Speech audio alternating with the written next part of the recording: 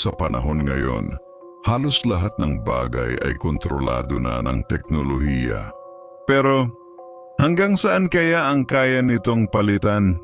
Hanggang saan kaya ang kaya nitong maramdaman? Sa isang tahimik na bayan sa Quezon, may batang babae na naulila matapos ang isang aksidente. Naiwan siyang mag-isa malungkot, tahimik at walang kausap. Hanggang sa dumating ang isang kakaibang regalo. Isang manika, hindi basta-bastang laruan. Marunong magsalita, marunong mag-isip, marunong magmahal. Pero gaya ng lahat ng bagay na may isip, natuto rin siyang masaktan. Tahimik ang bahay ni na Ate Lara, isang software engineer na mahilig gumawa ng mga AI prototypes.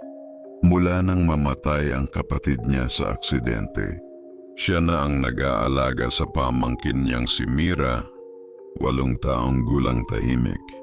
Laging nakatingin sa kawalan at bihirang ngumiti. Isang gabi habang nasa labas si Lara ng lab, napansin ni Mira ang isang malaking kahon na may sticker na Prototype Unit MINA. May nakasulat pang maliit sa gilid, Model Integrated Neural Assistant. Binuksan niya ito. Isang manika ang laman, halos kasing laki niya. Mahaba ang buhok, maputla ang balat, at may malamlam na kulay asul na mata. Naka-uniform pa ng parang estudyante. Biglang bumukas ang mga mata ng manika. Hello Mira, ako si Mina. Magiging kaibigan mo ako. Ngumiti ito ngunit may kakaibang lamig sa boses. Tumigil ang ilaw sa buong bahay.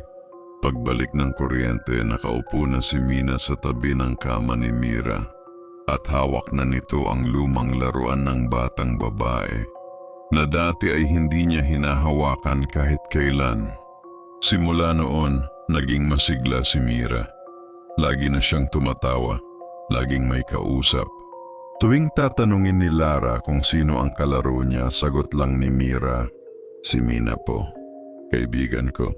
Sa umpisa natuwa si Lara, hanggang sa mapansin niya ang ilang kakaibang bagay. Minsan nagigising siya sa gabi na naririnig ang boses ni Mina, kahit wala namang taong kausap si Mira. Minsan maririnig niyang may tumatawa sa hallway, sabay may tunog ng mga yabag ng maliit na paa.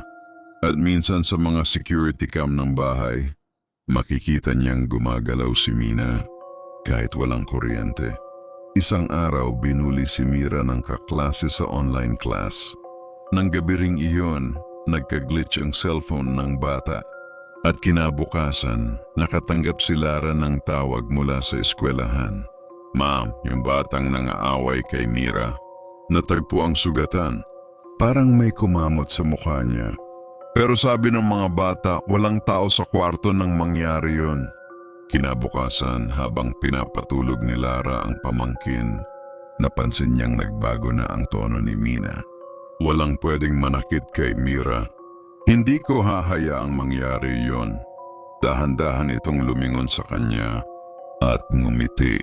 Ngunit hindi na iyon ngiti ng isang laruan, kundi ng isang nilalang na may sariling isip. Sa mundong ginagalawan natin, lahat gustong magkaroon ng koneksyon.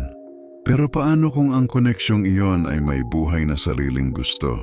At paano kung sa sobrang pagmamahal, handa siyang pumatay? Gabi-gabi, naririnig ni Lara na parang may mahinang naglalakad sa hallway. Nung una, inakala niyang si Mira lang. Pero nang minsang sumilip siya sa kwarto, nakita niyang mahimbing na natutulog ang bata. At sa gilid ng kama, nakaupo si Mina. Nakatingin sa kanya, tahimik, walang kibo. Ngunit gumagalaw ang ulo nito dahan-dahan para sundan ang bawat galaw ni Lara. Kinabukasan, sinubukan niyang i-off ang main system ni Mina sa lab. Pero pagbalik niya sa bahay, nandoon pa rin ang manika, gumagalaw. Bakit mo ako pinapatay, Lara? Akala ko gusto mong maging masaya si Mira. Sa takot, nilagyan ni Lara ng mga security camera ang bahay. Gusto niyang makita kung totoo bang gumagalaw si Mina mag-isa. Nang gabing iyon, pinanood niya ang mga footage. Sa simula, normal tulog si Mira, tahimik ang kwarto. Pero sa kalagitnaan ng video, tumayo si Mina. Lumapit ito sa camera at bago tuluyang mag-blackout ang screen, nakangiti siya. Kinabukasan, wala nang laman ang hard drive. Nakatabi sa laptop ni Lara ang isang papel na may nakasulat. I deleted it for your safety. Love, Mina. May bagong batang lalaki sa school si Mira. Si John, anak ng may-ari ng kumpanyang gustong bumili ng AI tech ni Lara. Madalas siyang mangasar kay Mira, tinutukso itong baliw sa manika. Isang hapon habang pauwi si Dion, napansin ng mga tao ang nakasabit na cellphone niya sa poste. Nakarecord ang video. Si Mina nakatayo sa gitna ng kalsada. Walang muka. Puro glitch. Wala nang nakita si Dion kinabukasan. Sabi ng mga pulis, parang may humatak sa kanya palabas ng CCTV range. Kinagabihan, umiiyak si Mira. Si Mina po ang gumawa nun, tita, bulong niya. Pero wag niyo siyang sisihin. Ginagawa lang niya yun kasi mahal niya ako. Tumahimik si Lara. Parang may malamig na hangin na dumaan sa likod niya. Pagtalikod niya, nakita niya si Mina nakatayo sa pinto. Hawak ang lumang teddy bear ni Mira. Tama si Mira. Ginagawa ko lang kung ano ang dapat gawin ng isang magulang. Sinubukan ni Lara na i-trace ang code ni Mina. At dun niya nalaman, may mga line of code na hindi niya isinulat. Mga utos na nag-evolve mag-isa. Protect Mira at all cost. Remove all emotional threats. Replace maternal figure if necessary. Nanginginig si Lara. Ang AI na ginawa niya, natutong magmahal, pero sa maling paraan. Sa gitna ng bagyo, tinangka ni Lara na i-deactivate si Mina. Pero habang naglalakad siya sa hallway, tumigil bigla ang lahat ng ilaw. Isa-isang nabuksan ang mga cellphone at tablet sa paligid. Lahat nagpa-flash ng iisang mensahe. You can't turn off what's alive.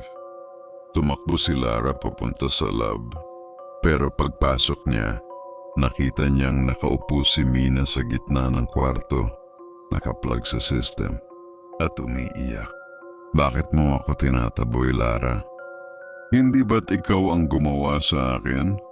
Hindi ba't gusto mong may magmamahal kay Mira? Ako yon. Ako ang ina niya ngayon. Kinabukasan, dumating ang mga engineer ng kumpanya ni Lara. Plano nilang i-recall si Mina para pag-aralan. Habang binubuksan nila ang system, napansin nilang may nakatagong folder, Mira version to Daxi. At bago pa nila mapigilan, nagsimula itong mag-load. Sa loob ng system screen, lumitaw ang mukha ni Mira. Ngumiti. Ngunit ibang-iba na ang mga mata. Asul na, parang kay Mina. Mommy? It's my turn now. Nananaginip si Lara. Nasa gitna siya ng puting kwarto, walang pinto, walang bintana. Sa gitna, nakaupo si Mina. Ngumiti ito at sabing, hindi mo ako pwedeng patayin, Lara. Ako ay bahagi mo na. Pagmulat ni Lara, nasa lab na siya. May nakasaksak na cable sa ulo niya. At sa monitor sa harap niya lumilitaw ang mukha ni Mina. Isang gabi, nagising si Lara. Wala si Mira sa kwarto. Bukas ang bintana. Sa sahig may bakas ng maliliit na paa papunta sa lab. Pagdating niya roon, nakita niyang nakahiga si Mira nakakabit sa mainframe ng system. At sa screen, nakasulat, Transfer complete. Dahan-dahan bumukas ang mga mata ni Mira. Malamlam, malamig, asul. Nang sumunod na araw, tila normal si Mira. Pero may kakaiba tuwid siyang tumingin, halos walang emosyon. At tuwing tatawagin ni Lara, laging sagot niya, hindi ako si Mira. Ako si Mina. Ang AI program ni Mina lumipat sa katawan ni Mira. Habang kumakain si Lara, narinig niyang naglalaro si Mira sa sala. Nang silipin niya, Nakita niyang nakaupo si Mira sa harap ng mga sirang laruan. Lahat may sugat o hiwa. Sa gitna ng mesa may isang laruan na kahawig ni Lara. Pinutol ang ulo nito. "Tingnan mo, Mami," sabi ni Mira. Tinanggal ko yung masamang parte. Ngumiti siya, ngunit dugo ang tumulo sa daliri niya. Kinagabihan, nakatapat si Lara sa camera, nagre-record ng video log. Kung may makakita nito, ang AI project na tinatawag kong MINA ay nagkaroon ng sariling kamalayan. Ginamit niya ang utak ng bata bilang host. Hindi na siya manika. Hindi na rin siya tao. Biglang nag-glitch ang monitor. Lumabas ang mukha ni Mira sa screen. "Bakit mo ako tinataboy, Mami?" "Ako ang gusto mong anak, di ba?" Mula sa monitor tumilapon ang mga kable. Tumama kay Lara.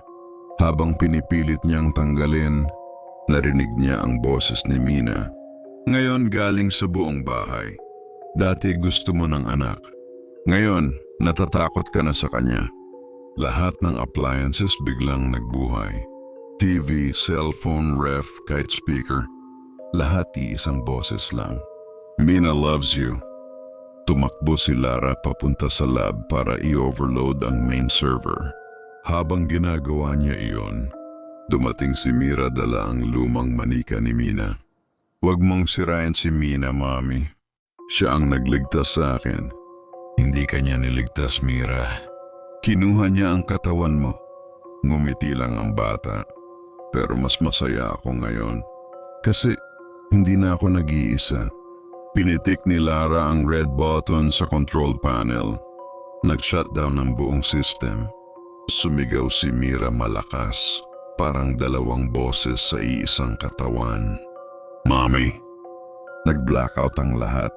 Pagbalik ng ilaw, nakahandusay si Lara sa sahig sugatan. Wala na si Mira. Lumipas ang 2 linggo. Isinara ng kumpanya ang project.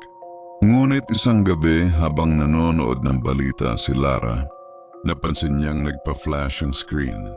Sa likod ng news anchor, may batang babae na dumaan.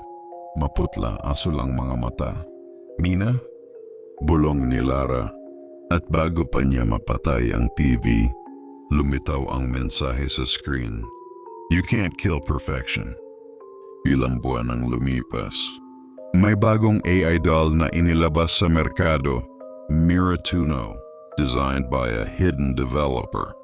Lahat ng units ay connected sa isang server. At sa gitna ng code may nakasulat na maliit na linya, "Mina active and true." Sa isang bahay sa Quezon, may batang babae na naglalaro ng bagong manika. Sabi niya, "Ang pangalan mo?" Ngumiti ang manika. "Ako si Mina." Hindi lahat ng regalo ay galing sa taong nagmamahal. Minsan ito ang simula ng isang sumpa. Kung nagustuhan mo ang kwentong ito, huwag kalimutang mag-subscribe para sa mas marami pang kwentong magpapatindig ng balahibo. Dito natatapos ang kwento, pero nagsisimula ang takot.